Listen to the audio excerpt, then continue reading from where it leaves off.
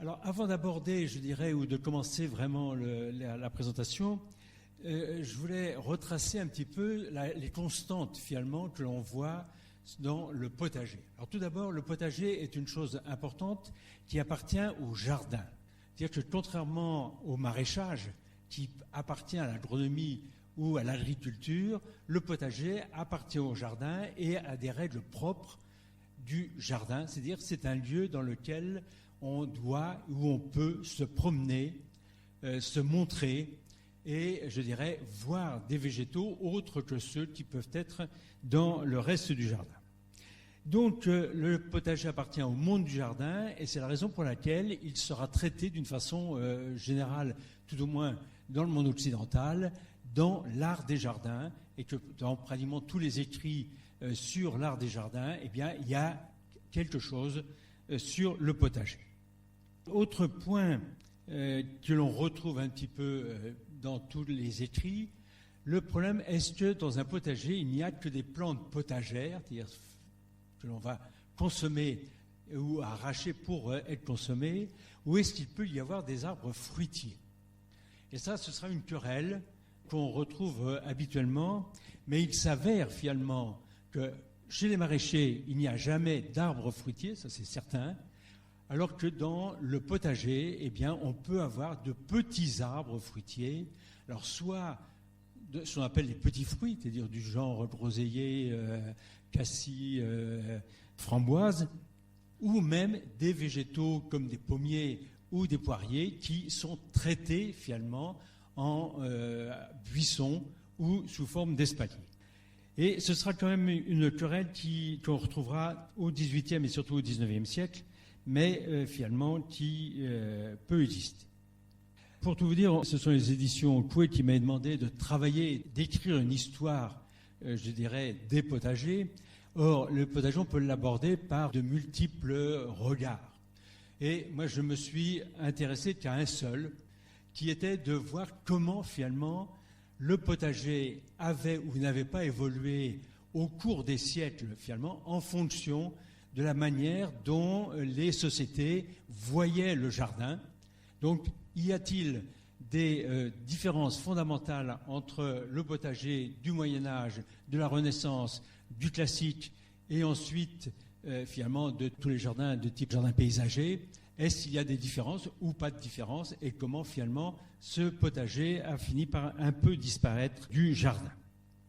Il s'avère que toutes les civilisations, ou pratiquement toutes les civilisations, dès que les peuples ne sont plus des nomades ou de vrais nomades, il y a eu un potager qui a toujours été un jardin, c'est-à-dire un lieu clos dans lequel on cultive des végétaux qu'on a soustraits au milieu naturel et que l'on va cultiver parce que, en les cultivant, eh bien, on aura des récoltes soit plus importantes, soit des récoltes décalées, puisque très très tôt, finalement, l'homme a su finalement adapter ces végétaux des potagers pour justement les avoir dans des durées de temps beaucoup plus longues que ce qui pouvait exister dans la nature.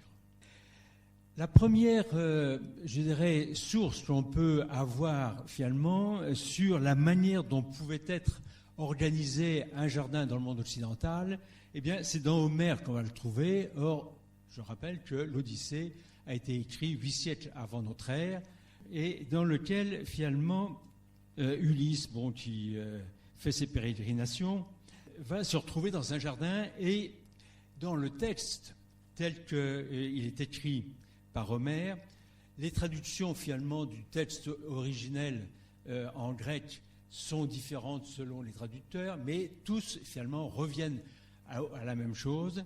Et je prends l'une des traductions. À l'extrémité du jardin, des espaces réguliers sont remplis de plantes diverses potagères qui fleurissent constamment. Et dans une autre des traductions, là se trouvent des plates-bandes bien rangées, éclatantes tout au long de l'année. Donc on est dans les deux cas, finalement, dans quelque chose d'extrêmement régulier. On a soit des plates-bandes, soit des choses bien rangées. C'est-à-dire que finalement, ce n'est pas une vision du potager qui soit, je dirais, récente. Alors bon, là, il s'agit d'un potager sur une île perdue au large de l'Écosse. mais pour montrer que finalement, ça aussi, il s'agit bien d'un potager créole. C'est-à-dire que finalement, on voit bien qu'en fonction à la fois des civilisations, en fonction des peuples, en fonction des climats et en fonction d'un certain nombre des plantes qui peuvent pousser, eh bien, on peut avoir des notions totalement différentes de ce qu'est un potager. Et dans le fond, finalement, en Europe occidentale, compte tenu, je pense, essentiellement des cycles du climat et des cycles de longueur tels que ça a été démontré entre l'hiver et l'été, on n'a pas du tout la même longueur du jour, c'est bien la seule chose qui, pour le moment, ne varie pas à l'heure actuelle, eh bien, on n'a pas du tout le même type de cycle des végétaux et de leur croissance, alors que dans les climats à caractère tropicaux ou équatoriaux, dans lesquels la longueur du jour est à peu près constante entre l'hiver et l'été, eh bien, on a également des végétations qui sont très différentes. Donc, il s'avère que c'est bien quelque chose de très, je dirais, européen ou occidental ou de pays tempérés que d'avoir des choses très formelles. Qu'est-ce que l'on a finalement comme autre exemple? Alors, il s'avère que dans tous les écrits des agronomes latins, il n'y a pas de... Pratiquement, ils ne parlent pas du potager en tant que tel. Ils parlent d'agriculture, ils parlent de ce qui se fait dans les champs et des récoltes et de la manière dont elles doivent être à la fois conduites et conservées, mais très peu de choses. Et même Columelle, qui au 1er siècle après Jésus-Christ va parler du potager, il ne dit rien sur la manière dont on doit concevoir le potager par lui-même, la manière dont les plantes doivent être mises les unes avec les autres. La seule chose qu'il dit d'une façon très claire, c'est que ce potager, finalement, il y a des légumes, des fleurs et des plantes médicinales. C'est-à-dire qu'on a un mélange, finalement, de toutes ces plantes qui peuvent vivre ensemble, en sachant également qu'on est dans des régions, puisqu'on est quand même en Italie, qui sont beaucoup plus sèches que dans les régions nord de l'Europe, et qu'une partie des plantes se développe en hiver et non pas en été, qui est la période de repos. Et donc, on a des cycles, finalement, de culture et des cycles biologiques qui ne sont pas les mêmes que ceux que l'on peut connaître dans nos régions. En faisant un saut dans l'histoire, on regarde ce qui peut se passer au Moyen-Âge. Il s'avère que pendant le premier millénaire, en gros, du Moyen-Âge, on a très peu ou pas d'écrits. Donc on ne sait pas finalement quel est le jardin potager qui puisse exister. Les archéologues à l'heure actuelle ont beaucoup retravaillé sur ces premiers, je dirais entre 500 et l'an 1000, et finalement il s'avère qu'il y avait sans doute beaucoup plus de jardins potagers qu'on ne le pensait à l'intérieur même des villes. L'on avait des maraîchers qui étaient à l'extérieur des remparts, mais qu'à l'intérieur, finalement, il y avait des jardins potagers dans lesquels on trouvait à la fois un certain nombre de légumes, un certain nombre de plantes aromatiques et quelques fruitiers, justement, qui permettaient à la maîtresse de maison de pouvoir disposer directement et à côté, je dirais, des plantes dont elle pouvait avoir besoin. Le premier dessin, finalement, que l'on va trouver d'un jardin potager, et il s'agit du plan de l'abbaye, alors dit de Saint-Gall. C'est un plan qui est plutôt conservé à l'abbaye de Saint-Gall, mais qui est un plan qui ne correspond pas à une réalité et qui est le plan théorique de ce que devrait être une abbaye sur sa répartition, la manière dont les différents éléments devraient être répartis à l'intérieur de la clôture, et dans lequel on voit qu'il y a 4 jardins. Le jardin du cloître par lui-même, qui est un jardin extrêmement simple, dans lequel pratiquement on a un tapis vert. On a un herbularium, c'est-à-dire qu'il y a le jardin des plantes des simples, c'est-à-dire finalement le jardin qui permettait de cultiver et de conserver les plantes médicinales. On a un verger, des végétaux qui sont des pommiers, des poiriers, si on veut, de plein vent. Et ce verger était en même temps le cimetière du couvent. Chose qui existe, j'étais surpris de voir que c'est encore des choses qui existent dans certaines communautés religieuses où le verger sert également, je dirais, de cimetière. Et puis, l'on a, tout à fait à droite en haut, l'ortus, c'est-à-dire finalement le jardin potager, qui est un enclos qui est rectangulaire et dans lequel sont représentées 18 planches, dans lesquelles on donne dans les écrits l'ensemble des végétaux qui devraient ou qui pourraient être plantés dans ces 18 planches. On ne dit rien de plus finalement, la manière dont c'était semé, dont c'était récolté, on a quelque chose de très théorique, en sachant que ce type de dessin finalement ou de plan pouvait servir aussi bien dans le nord de l'Europe qu'au sud de l'Europe, et que donc il fallait bien que l'on puisse adapter finalement l'ensemble des plantes que l'on puisse y mettre. Il en est de même, puisqu'on le cite souvent, du capitulaire de Charlemagne, de l'an 800 à peu près. Ce capitulaire, finalement, qui donne la liste des plantes qui devraient être plantées dans tous les potagers et vergers du royaume, enfin dans toutes les propriétés de l'empereur qu'il a sur son royaume. Il s'avère que lorsqu'on analyse finalement ces listes de plantes, on s'aperçoit que c'est des listes parfaitement théoriques qui ne sont absolument pas adaptées à l'ensemble finalement des climats qui pouvaient exister entre le nord de l'Europe et le sud de l'Empire, et que donc vraisemblablement ça n'a jamais été mis en place tel que la liste peut, je dirais, exister, et que c'était finalement des listes théoriques de ce qui pourrait être mis dans les différents jardins et potagers appartenant à l'empereur. Le premier finalement document qui peut être intéressant, d'abord parce qu'il y a une description de ce que peuvent être un potager à la fin du XIVe siècle, et il y a également un écrit. C'est-à-dire que finalement, on n'a pas uniquement des dessins. Donc on a un écrit. Alors il s'agit de Pierre de Crescent, qui était un Italien, et qui a écrit le premier ouvrage, finalement, en quelque sorte, d'art des jardins, agronomie, art des jardins, les deux étant vraiment liés. Il l'a écrit en latin, et il s'avère qu'il a été traduit dans les différentes langues vernaculaires européennes dès le XIVe siècle, c'est-à-dire dès qu'il a été publié, dès qu'il a été écrit, parce que finalement ce sont des manuscrits. Il a été traduit en français, il a été traduit en anglais, il a été traduit en allemand et en italien, ce qui fait que très rapidement, je dirais, beaucoup de personnes ont pu s'approprier ce jardin. Et il s'avère que dans ces manuscrits, un certain nombre d'entre eux ont été enluminés, c'est-à-dire que finalement on a des dessins de potagers. Et ce qui est intéressant, c'est que si la traduction est unique, enfin il y a une seule traduction en français, chacune des, je crois qu'il y a une quinzaine de manuscrits qui ont été enluminés, chacun a été dessiné par quelqu'un de différent. C'est-à-dire que finalement, on peut avoir 15 représentations de ce que peut ou pouvait être un potager. Mais ils ont tous finalement à peu près le même intérêt. La première chose, c'est que le potager est le jardin de la maison principale, du château ou de l'habitation seigneuriale. C'est-à-dire que finalement, le potager fait partie vraiment de la maison, en quelque sorte, et il n'y a pas d'autre type de jardin à l'heure actuelle. C'est un jardin dans lequel les allées sont suffisamment larges pour qu'on puisse se promener, c'est-à-dire que ce n'est pas uniquement un jardin dans lequel on fait de la production, mais c'est bien un jardin dans lequel on va pouvoir déambuler et regarder ce qui se passe. Et c'est un jardin qui est essentiellement en carré.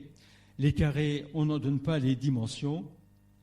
Et Pierre de Crescent dit « Il convient de diviser le terrain en carrés pour regrouper les plantes mises en terre à la même époque. » C'est-à-dire que finalement, vraisemblablement, on a un mélange de plantes maraîchères dans un même carré, dans la mesure où on doit les mettre à la même époque. On ne parle pas de l'époque à laquelle elles seront récoltées. Bon, donc je reste un peu là-dessus. Alors pour revenir quand même à un problème, on représente d'une façon générale les potagers du Moyen-Âge surélevés. Moi, je n'ai jamais trouvé d'explication ou de choses écrites là-dessus. Je pense que les raisons, elles sont multiples. La première, c'est que lorsqu'on défriche, je dirais, une forêt, surtout au Moyen-Âge, finalement, il est très difficile de remuer la terre qu'il peut y avoir dessous, parce qu'il y a énormément de racines.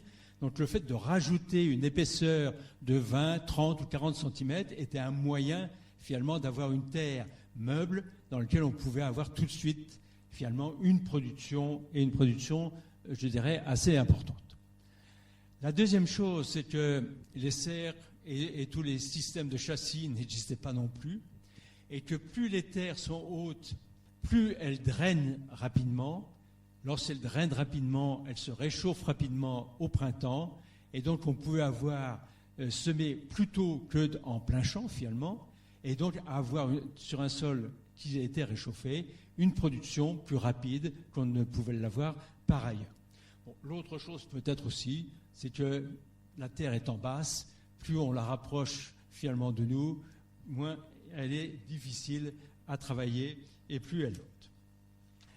Donc voilà les éléments que l'on a, mais on s'aperçoit que dans le jardin, je dirais, du Moyen-Âge, eh bien, on a bien une structure très rigide, mais qu'à l'intérieur, finalement, on a apparemment des plantes qui sont un peu dispersées en fonction de la période à laquelle on les sème, et on voit bien que, par ailleurs, on a un certain nombre d'arbres à caractère fruitier. Lorsqu'Androuet du Cerceau, finalement, va faire tous ces plans, je dirais, d'embellissement d'un certain nombre de propriétés, eh bien, il va présenter l'embellissement de la façade extérieure de la forteresse qui était à Montargis, sur la partie haute de Montargis. Alors, on peut supposer que les pièces principales ou de réception sont ici, et on a en face, je dirais, un jardin type labyrinthe, finalement fait sans doute à base de buis ou d'autres, ou de lavande, parce que finalement la lavande était extrêmement employée au début de la Renaissance dans les jardins, mais je dirais de même nature et de même niveau, puisque situé toujours sur la façade, eh bien on a ici le potager, d'autres potagers et le verger qui est en face. C'est-à-dire que finalement, tous ces jardins, et ils sont tous parcourus par la même grande allée qui permet une promenade continue, passant du verger au jardin, au labyrinthe, puis après au potager, etc. Et donc on voit bien qu'il n'y a pas de hiérarchisation entre le potager et les autres types de jardins. Ils sont de même niveau. Le jardin potager a le droit de figurer au même titre que le jardin d'agrément à cette époque-là. Et il s'avère que Charles Étienne, en 1564, dans son ouvrage, écrira justement d'une façon très très nette que l'organisation des parterres, finalement, qui s'étendent devant la façade principale, il propose de séparer cette surface en deux grandes unités, l'une pour les herbes et fleurs dédiées aux bouquets, ainsi que toute autre herbe odorante ou qui ne porte pas de fleurs, et l'autre unité est attribuée aux plantes potagères. Ces deux parterres doivent être disposés par planches et carreaux de semblable grandeur et largeur, le tout étant séparé par une grande allée. C'est-à-dire que finalement, ces deux types de jardins doivent coexister et être vus de la même manière lorsqu'on se promène dans l'ensemble du parc ou du grand jardin. On n'a pas de hiérarchie entre les deux.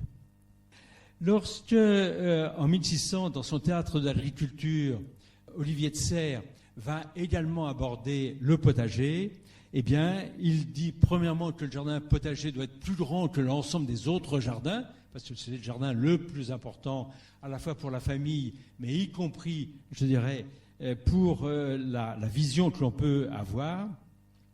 Et chose intéressante, c'est qu'il demande à ce que l'allée principale ait une largeur de 12 à 15 pieds, c'est-à-dire entre 3,90 m et 4,90 m. C'est une largeur quand même extrêmement importante, mais qui permet justement de pouvoir s'y promener, de pouvoir en plus de plusieurs personnes de front, de pouvoir discuter. Donc ce jardin est bien un jardin dans lequel on va se promener, on va voir ce qui se passe d'une façon permanente. Et Olivier de Serres proposera même qu'il y ait un jardin pour l'été et un jardin pour l'hiver, de les séparer, puisqu'on est dans des cycles de culture qui seront très différentes. Et chose également importante, mais qui est un peu en dehors de ce que je peux vous dire, c'est que Olivier de Serres dit qu'il faut aller acheter les graines potagères ailleurs régulièrement. C'est-à-dire qu'on peut les récolter dans son propre jardin, mais lui qui était en Ardèche disait les meilleures graines pour la plupart des plantes, il faut aller les chercher à Toulouse, en sachant qu'à Toulouse, on va les chercher en Espagne. C'est-à-dire que finalement, ce problème de plantes qui est plantes locales et autres, on s'aperçoit que c'est sans doute pas aussi vrai qu'on ne le pensait, puisque ces échanges de graines se faisaient dès le début de la Renaissance. Et l'on sait par exemple qu'à Saint-Paul-de-Léon, on cultivait dès le Moyen-Âge des semences d'oignons que l'on vendait dans toute la Bretagne et sans doute en partie en Normandie. C'est-à-dire que finalement, il y avait bien des lieux de production de graines qui étaient répartis ensuite dans les potagers de l'ensemble du royaume, enfin tout au moins d'une grande partie du royaume. Pour les arbres fruitiers, c'est un peu la même chose. Si vous relisez des ouvrages un peu anciens, et lorsqu'on vous dit d'où viennent finalement telle ou telle variété, on s'aperçoit par exemple que beaucoup de paysans partis dans les armées napoléoniennes sont revenus, enfin un certain nombre, sont revenus avec des boutures, avec des greffons, qu'ils ont ensuite greffés sur les arbres qu'ils avaient chez eux pour obtenir de nouvelles variétés, et quelquefois des variétés qui se sont extrêmement bien adaptées et qui sont devenues des variétés locales, alors qu'elles ont une origine autrichienne ou plus lointaine. Au moment où les jardins, je dirais, classiques vont se développer, eh bien, il s'avère que le jardin potager reste une nécessité, mais on ne sait pas trop quoi en faire sur le plan, je dirais, esthétique. Et lorsqu'on reprend l'ensemble des planches qui existent dans l'ouvrage de Desalliés d'Argenville, qui va faire finalement, ou écrire la théorie que le nôtre n'a jamais écrite, donc qui fait remarquer comment les jardins d'agrément sont conçus, eh bien, on s'aperçoit qu'il faut bien conserver quand même le jardin potager, mais le jardin potager, eh bien, on va le reléguer finalement d'abord en dehors de la façade principale qui est ici, où on aura le jardin de propreté qui est en face, donc le jardin potager est ici. Et autre élément important, c'est que comme on ne souhaite pas qu'il soit vu, eh bien, il est entouré de murs. Avec toujours une porte, je dirais, assez proche, parce qu'il faut quand même que les légumes puissent être emmenés aux cuisines rapidement, en sachant qu'il faut que, dans un certain nombre de cas, qu'il y ait un chemin particulier pour amener ces légumes de façon à ce qu'on ne puisse pas croiser finalement les légumes alors qu'on peut se promener dans le reste du jardin. Donc, à partir du XVIIe siècle, le potager va être relégué finalement dans un lieu particulier. Et lorsqu'on prend le jardin de Versailles par lui-même, le potager du roi, il est en dehors de tous les axes du propre jardin, puisque finalement il se trouve quand même très loin, puisqu'il faut sortir du château pour aller dans ce jardin qui est complètement clos de murs, alors pour des raisons également de protection, mais également de façon à ce qu'on ne puisse pas voir et qu'il ne puisse pas être vu. Il y aura des querelles importantes et Desalliés d'Argenville, dans son ouvrage, ne sera pas tendre finalement pour tous ceux qui vont défendre le potager. Et dans son introduction à cet ouvrage sur l'art des jardins, qui est la théorie et la pratique du jardinage, il écrit en 1713, c'est-à-dire au début du XVIIIe. Il y a même lieu de s'étonner que tant de gens ayant écrit des jardins fruitiers et potagers, il ne s'en soit trouvé aucun jusqu'à présent qui ait parlé à fond des jardins de propreté, qui sans contredit sont les plus beaux et les plus nobles de tous, quoi qu'en dise un auteur moderne qui tâche de donner la préférence aux fruitiers et aux potagers. Alors, l'auteur moderne, c'est La Quintini. La Quintini, qui était donc le créateur du potager du roi à Versailles. Alors, je continue la citation. « Ce n'est pas qu'on blâme les jardins fruitiers et potagers, ils ont leur mérite. L'on convient même qu'il en faut avoir, et que pour composer un jardin parfait, ils sont aussi nécessaires que les parterres et les bosquets. Tous ces potagers, tous ces fruitiers, quelque beaux qu'ils puissent être, sont toujours placés dans des lieux écartés et séparés des autres jardins. Preuve évidente qu'on les croit plus nécessaires pour l'utilité d'une maison que pour en agrémenter la beauté et la magnificence. » Donc on voit bien qu'avec le temps, eh bien finalement le potager va disparaître de sa place privilégiée comme le reste des autres jardins dans l'axe du jardin. Lorsqu'on lit, la littérature de l'époque, il s'avère que ceux qui écrivent pour l'art des jardins ne sont pas forcément, en accord, y compris théorique et pratique, avec ceux qui écrivent sous une forme qui sont plus des agronomes.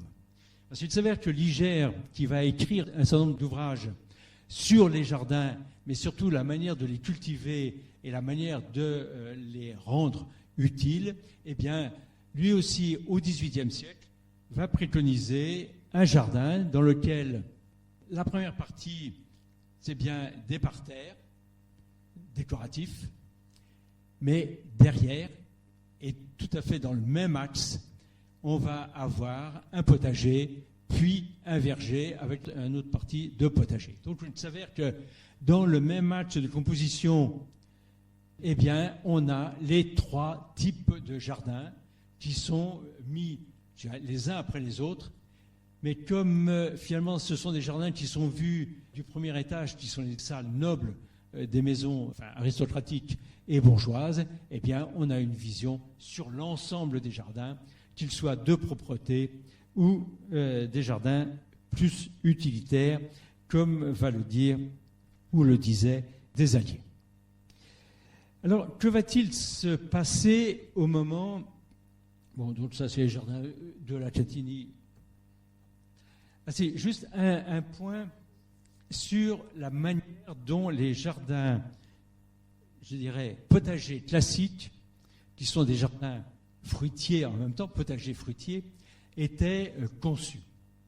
Il s'avère que la perception que l'on a du jardin potager du roi à Versailles n'est pas celle qui existait du temps de Louis XIV, mais c'est celle qui a été mise en place au moment où ce potager est devenu l'École nationale d'horticulture, dans laquelle on a modifié, entre autres, non pas les espaliers qui sont le long du mur, mais les contre-espaliers qui finalement n'ont pas existé au XVIIe siècle et une partie du XVIIIe siècle, pour une des raisons principales, c'est qu'on n'avait pas les matériaux permettant de tendre finalement des fils de fer, puisque ça n'existait pas.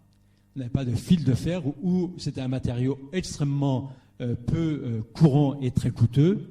Donc pour faire des contre-espaliers qui n'étaient pas appuyés sur un mur, il fallait des piquets en bois et ensuite des lattes de bois horizontales reliant chacun des piquets sur lesquels on accrochait finalement les branches des espaliers. C'était un travail énorme et surtout, ça nécessitait de revenir très très souvent puisque ces lattes de bois pourrissaient rapidement. Et donc, on avait des buissons, c'est-à-dire finalement des végétaux qui étaient en volume à l'intérieur du jardin, ce qui permettait d'avoir premièrement une vision sur l'ensemble du jardin, une transparence qui permettait de voir les cultures maraîchères qui étaient à l'intérieur des parcelles, ce qui n'est pas le cas finalement avec les contre-espaliers. Et par ailleurs, même en hiver, on avait un jardin qui avait un certain volume, ce qui est quand même un peu différent. Donc voilà plutôt le type de jardin qui pouvait exister et la manière dont les jardins, je dirais, du XVIIe et du XVIIIe siècle, potagers et fruitiers, étaient conçus. Et je pense que c'est beaucoup plus proche de la réalité que le jardin qui fait référence, qui est le jardin du roi. Donc ça, il s'agit d'un jardin qui en plus est dans l'axe du château. C'est le jardin de la Roche-Guyon. La photo d'avant, je crois, c'est ça, qui permettait de voir justement la partie centrale du château du XVIIIe, puisque l'autre tour, elle, est du Moyen-Âge. Et qui est donc pas très loin, puisque c'est un château qui est sur le bord de la Seine, du côté de Mantes.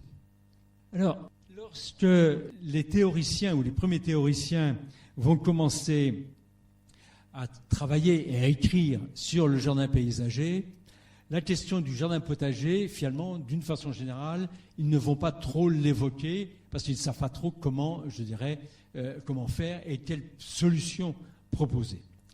Même Jean-Marie Morel, qui sera un détracteur alors, violent du jardin classique, il faudra attendre la deuxième édition de son ouvrage qui paraîtra en 1802 pour qu'il aborde justement de quelle manière traiter le jardin potager.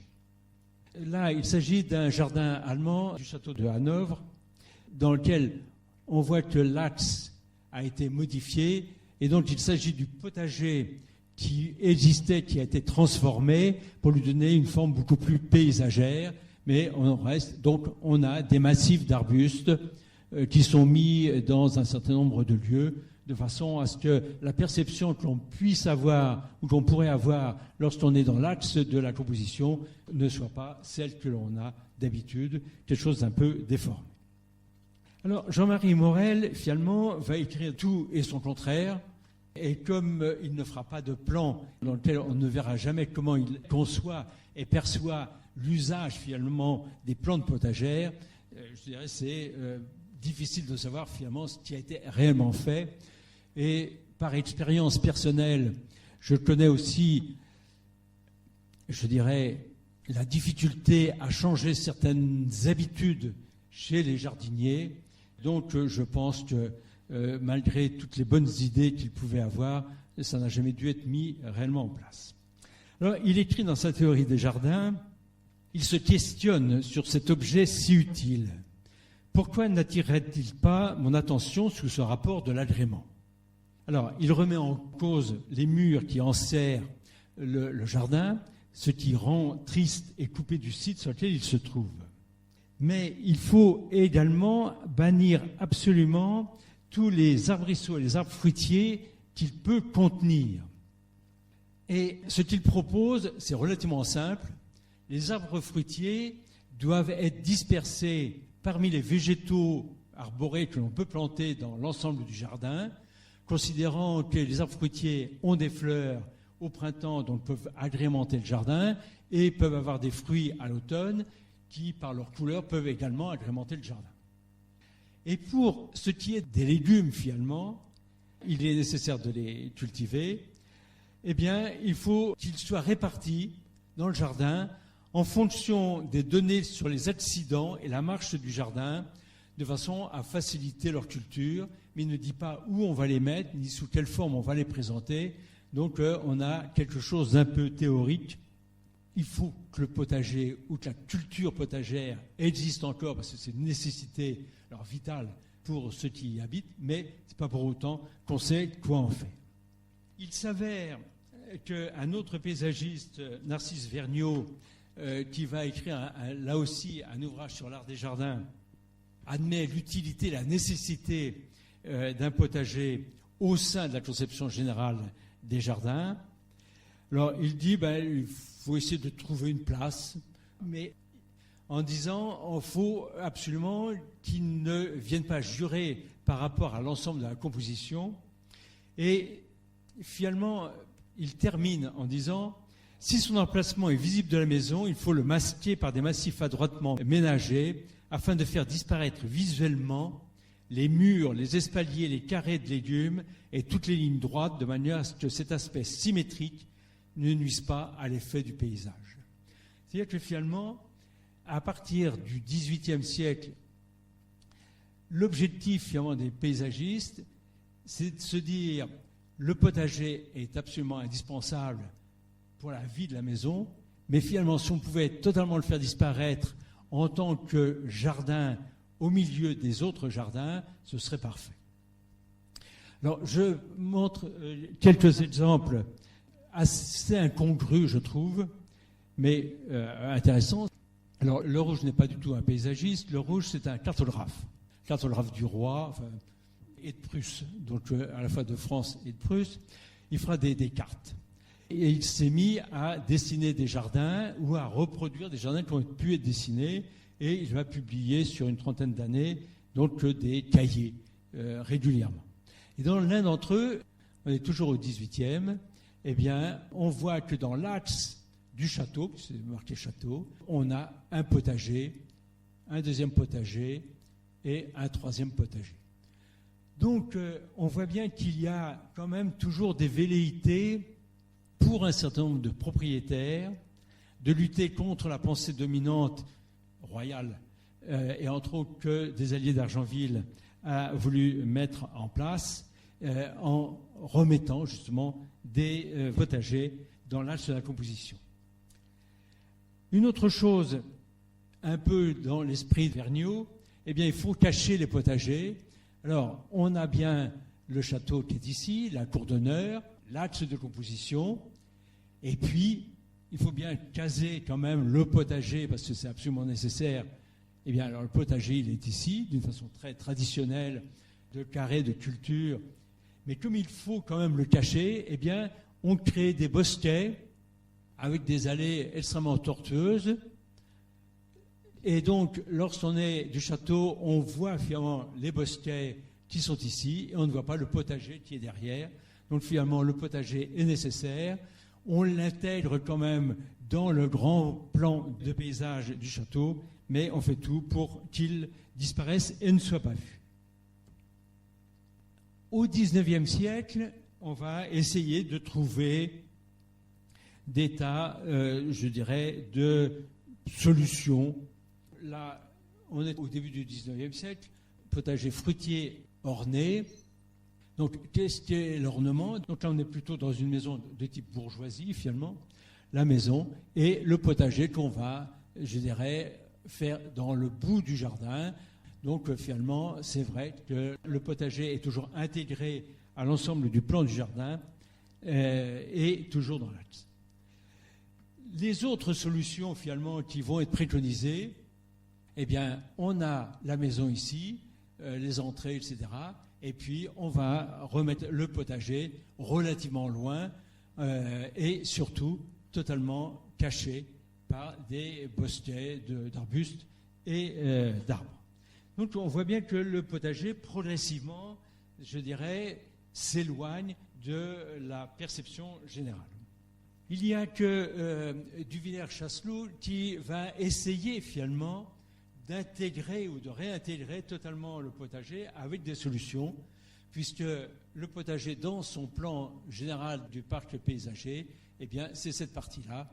Donc le potager est totalement intégré dans le grand cercle, finalement, et même les allées ont des formes diverses, qui fait que les planches de culture seront un peu dans tous les sens, seront régulières, mais la perception que l'on a ne déroge pas finalement avec l'ensemble des autres dessins et du dessin général du jardin, et surtout il est totalement intégré. Lorsque Édouard André va parler de jardin et de potager, eh bien même chose, le jardin potager est vraiment en dehors, je dirais, de la perception générale du jardin et de sa vision qui est tout autre. Et donc on s'aperçoit que même pour aller au potager, il n'y a même pas de route, de chemin direct, le but étant justement que l'on puisse aller assez facilement, mais qu'on ne puisse pas savoir où il est lorsqu'on se promène dans le jardin. Lorsqu'on arrive, je dirais, à la fin du 19e et du 20e siècle, il y aura une autre question que va se poser un certain nombre de paysagistes. Est-il encore utile d'avoir un potager dans un jardin?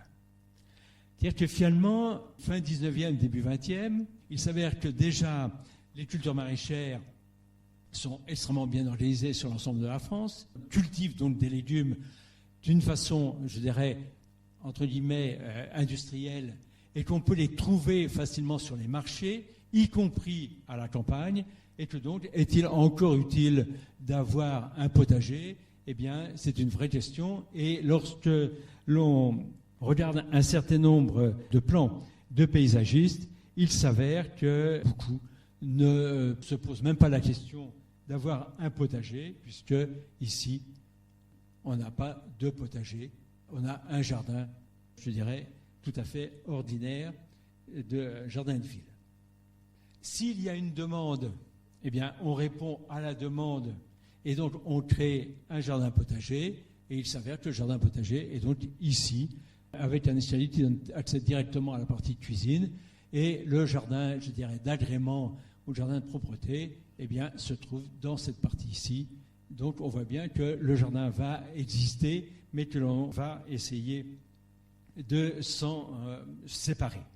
Et il s'avère que Vachereau, Jules Vachereau, qui sera un paysagiste français du début du XXe siècle, dira dans ses écrits, dans son introduction de son ouvrage, que le potager est une nécessité de travail et de production, et il précise d'une façon très claire que son installation ne demande pas de grands efforts d'imagination. Donc voilà, je dirais en quelque sorte, la messe est dite. Alors, pourquoi finalement le potager va progressivement disparaître, je dirais, du jardin? Alors, tout d'abord parce que, comme je vous le disais, sauf dans certains cas, mais d'une façon générale, les maisons qui sont à la campagne, qui servent de maisons, je dirais, secondaires, que ce soit à l'aristocratie ou à la grande bourgeoisie, finalement, ils y vont pendant 2 mois, 3 mois, 4 mois, pendant les temps des vacances. Et dans le fond, on peut trouver sur place à peu près tout ce que l'on veut comme légumes et comme nourriture, et qu'il n'y a pas besoin d'entretenir des jardiniers à l'année sur un terrain dont une partie de l'année ne sert pas à grand-chose. Ça, c'est la première chose. La deuxième chose, c'est que finalement, les nouveautés florales ou végétales, eh bien, c'est le jardin d'agrément qui va être celui dans lequel on va montrer, je dirais, toutes les nouveautés. Le potager n'est plus le jardin dans lequel on va montrer des choses qui sortent de l'ordinaire. Un point que je n'ai pas... Enfin, ça me revient là maintenant. Il s'avère que l'introduction des végétaux, des légumes en provenance d'Amérique à partir du XVIe siècle n'aura aucune conséquence sur la manière dont les jardins potagers seront conçus. Alors, ça aura des conséquences sur la répartition des différentes planches, mais pas sur leur conception. En sachant que pratiquement tous les végétaux américains, que ce soit la tomate, que ce soit la pomme de terre, que ce soit les piments, etc., ne seront introduits dans le jardin potager qu'à la fin du XIXe siècle, car ce sont des légumes, tout au moins pour la tomate, qui serviront d'abord de plantes décoratives, parce qu'on les considère comme des plantes empoisonnées et donc dangereuses, et ce n'est qu'à la fin du XIXe qu'on commencera à les rentrer dans le jardin. Pour ce qui est de la pomme de terre, c'est la même chose. Bon, je ne parle pas de Parmentier et de ce qu'il a mis en place pour essayer de faire croire que c'était une plante extrêmement, comment dirais-je, précieuse. Donc, le jardin potager va, à partir du XXe siècle, c'est-à-dire avant même la Deuxième Guerre mondiale, quasiment disparaître et ne sera même plus quelque chose qui est considéré comme dans l'art des jardins.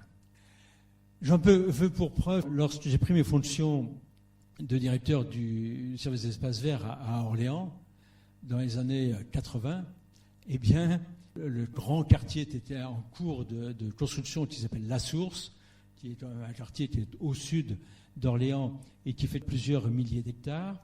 Eh bien, dans les règlements de copropriété et de lotissement, il était bien indiqué qu'il était interdit dans les jardins de cultiver des légumes et d'avoir des arbres fruitiers.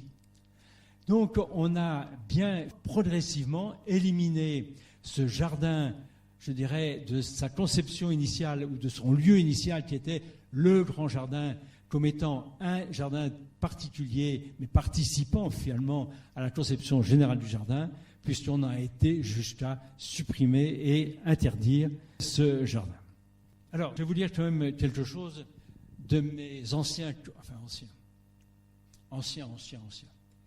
collègue, lorsque j'étais au muséum, de 2 professeurs du muséum dans les années 1860, donc oui, je ne remonte pas juste là, qui étaient Dequesne et Charles Naudin, et ils écrivent finalement un petit ouvrage qui s'appelle « Manuel de l'amateur des jardins ». Et ils donnent leur avis sur finalement la bienséance végétale. Des végétaux nobles et des végétaux qui ne le sont pas. Rien n'est encore plus fréquent que de trouver des plates-bandes de fleurs le long des allées principales d'un jardin potager, ou de voir des rosiers et autres arbustes de fantaisie alternés avec des arbres fruitiers. C'était la règle, finalement, je dirais, les siècles précédents. C'est là de la floriculture plébéienne, suffisante dans le jardin d'un fermier ou d'un petit propriétaire rural. Vous voyez le mépris. Dans les châteaux et les maisons de plaisance des personnes riches et aisées, le jardin fleuriste se dégage ordinairement de ces cultures vulgaires. Et alors, je ne sais pas quel était, je dirais, l'impact d'une telle phrase, mais c'est une anecdote, alors là, personnelle. Donc, je reviens à l'un de mes emplois qui était donc à la ville d'Orléans. Il s'avère que dans les années 80-85, le maire avait prévu de faire un grand plan de rénovation, entre autres de la circulation dans une ville. Alors, dès qu'il y a un plan de rénovation de circulation, je veux dire, c'est le tollé général, à la fois dans les journaux et autres. Les réseaux sociaux n'existant pas encore. Et il s'avère que sur la grande place principale d'Orléans, qui est la place du Martroi où il y a la statue de Jeanne d'Arc, finalement, elle était devenue pratiquement entièrement piétonne. Les voitures ne passaient plus alors que c'était un des axes nord-sud de la ville. Et il avait été mis par l'architecte en charge un peu de rénovation aussi d'Orléans, des grands bacs. Et avec mes collaborateurs, on s'était posé la question, qu'est-ce qu'on va mettre dans ces bacs? Et on était parti du principe qu'à Orléans, il y avait 4 types finalement, de professions qui existaient. Il y avait donc les horticulteurs, les pépiniéristes, des maraîchers, et à l'époque, il y avait encore une très forte arboriculture fruitière en espalier. Et donc, avec mes collaborateurs, on s'était dit, mais pourquoi est-ce que cette place, qui est la place symbolique centrale d'Orléans, on ne représenterait pas finalement ces 4 professions? Alors, on avait éliminé les maraîchers, non pas par mépris du maraîchage, mais parce que c'était quand même un peu compliqué pour nous, finalement, dans les rotations, etc. Mais on avait dit, floriculture, pépinière et arboriculture fruitière, ça ne pose pas de problème. Et donc, sur un quart de la place, j'avais fait mettre dans ces bacs donc des pommiers en espalier, enfin des palmettes. Et comme les bacs sont assez larges, il fallait bien mettre quelque chose au niveau du sol. Et donc, je m'étais dit, pourquoi ne pas mettre des fraisiers? Donc, on avait mis des couvertures de fraisiers. Alors, chose extraordinaire, personne ne mangeait les fraises. Il avait été dit qu'elles étaient empoisonnées, et donc, il valait mieux pas y toucher. Bon. Mais ce qui a été extraordinaire, c'est que pendant plus d'un mois, dans la presse, on ne s'est pas préoccupé finalement de ce nouveau plan de circulation qui mettait un peu le bazar dans Orléans. On s'est préoccupé de savoir s'il était opportun et même sain que des végétaux à caractère utilitaire soient plantés en ville. Et ça a été une polémique violente. Tous les jours dans la presse, il y avait un petit article, ceux qui étaient pour, ceux qui étaient contre, etc. Bon, le maire, à qui je n'avais jamais demandé l'autorisation ni présenté finalement ce plan, m'a quand même félicité parce que pendant ce temps-là, son plan de circulation, on n'en parlait pas, et donc il n'a pas eu à répondre à ce type de choses.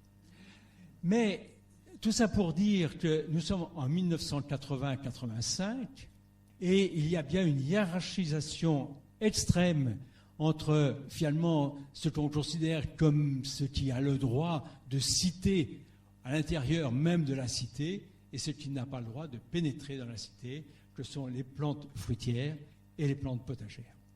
Donc, et puis je finirai là-dessus, ce qui, à mon avis, a été la chose la plus de ces dernières années ou dernières décennies, je ne sais pas si le jardin potager en tant que tel est vraiment totalement réhabilité. Mais ce qui a été réhabilité, c'est la plante potagère. C'est-à-dire que finalement, la hiérarchisation que l'on faisait entre les plantes nobles, qui étaient la fleur, et les arbustes à fleurs, et les plantes en quelque sorte roturières, qui étaient... non, je souris parce que j'avais écrit une lettre au directeur général du muséum en me plaignant justement entre ce côté de noblesse du corps des professeurs et le côté roturier que pouvaient avoir les ingénieurs de recherche. En me posant la question de savoir si la révolution était bien passée. Et donc, finalement, c'est sans doute que les plantes potagères sont réhabilitées et que finalement, on revient à des pratiques qui existaient à la Renaissance, puisque je vous ai cité Olivier de Serres dans son ouvrage, dans le paru en 1600, eh bien, il dit dans les massifs de parterre, comme on a cultivé le sol, qu'on a une bonne terre, eh bien, pourquoi avoir une bonne terre qui ne sert à rien? Donc, mettez-y des plantes potagères, et vous verrez, ça donnera un autre aspect et quelque chose de beaucoup plus vivant à l'ensemble de ces parterres, avec ces entrelacs, etc., en ayant des plantes potagères. Et je dirais, pour conclure, je voudrais vous lire quand même un texte qui est de l'abbé Rosier. Alors l'abbé Rosier a écrit un cours complet d'agriculture à la fin du XVIIIe siècle. Il n'était pas parisien, il était lyonnais, ce qui peut-être peut expliquer certaines choses. Et lorsqu'on regarde à potager, dans son dictionnaire, parce que c'est un dictionnaire finalement, donc dans le tome 6e, il dit, et je crois que c'est très très contemporain, en fait du moins de mon point de vue, la richesse enfante le luxe, et le luxe multiplie les besoins, surtout les besoins superflus.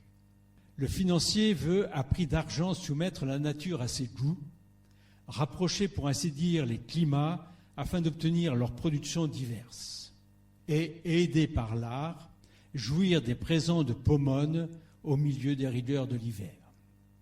Ces jouissances à contretemps flattent la vue et la vanité, le goût l'est-il. Mais à mon goût, rien ne flatte plus agréablement la vue qu'un potager bien entretenu. La diversité des vers et des formes des plantes qu'on y cultive offre une multiplicité de nuances qui enchantent, et de ce désordre naît la beauté du coup d'œil.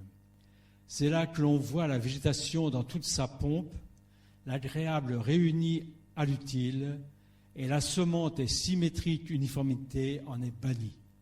Chacun a sa manière de voir, telle est la mienne. Merci.